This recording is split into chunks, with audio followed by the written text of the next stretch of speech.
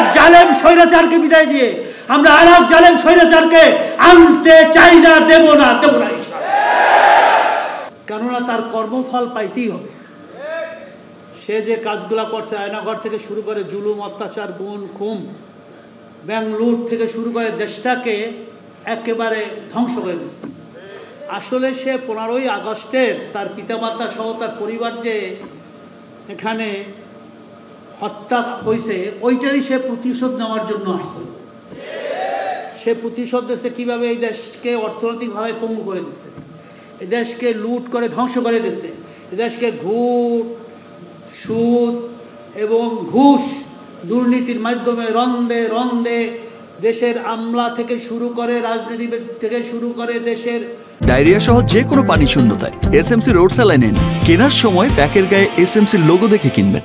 এই আলেম নামদারিদেরকে শুরু করে বাইতুল মুকাররমের খতিব থেকে শুরু করে সব জায়গায় সে তার আওয়ামী লীগের গুন্ডা পান্ডাগুলোকে বসে। এটা তো একেবারে সত্য। এই পথ যে আল্লাহ যে একজন আছে, আল্লাহ যে সর্বশক্তিমান, এটা কি প্রমাণ হয়েছে না? হয় না? হাসিনা আপনিও থাকতে পারবেন না, আপনি বেজ্জতি হয়ে দেশ থেকে বিতাড়িত হবে। ঠিকই তাকে আমাদের ছাত্র জনতা, আমি সেনাবাহিনীকে ধন্যবাদ দেই, বিশেষ করে সেনাবাহিনীর প্রধান ওয়াকারুজ্জামানকে, তার আত্মীয় হওয়া সত্ত্বেও সে তখন জনগণের বুকে গুলি লাগায় না। সে শেখ হাসিনাকে বন্দুক ধরে বলছে 40-45 মিনিট আছে, আপনাকে এখনই যেতে হবে, আপনাকে এখনই পদত্যাগ করতে, দস্তখত করতে হবে, আপনাকে আর কোনো বক্তব্য দেওয়ার, ভাষণ দেওয়ার সময় দেওয়া হবে না। সেনাবাহিনীর ভূমিকা সবচেয়ে এক নম্বর। কারণ ওই সময় যদি সেনাবাহিনী এই ভূমিকা না রাখতো তাহলে হাজার হাজার জনতা মারা যাইত। কি ঠিক কিনা? এই জন্য এই দেশ এখন ডক্টর মোহাম্মদ ইউনূসের নেতৃত্বে অন্তর্বর্তীকালীন সরকারের এখন প্রায় 1.5 মাস হয়ে গেছে, সংস্কার চলছে।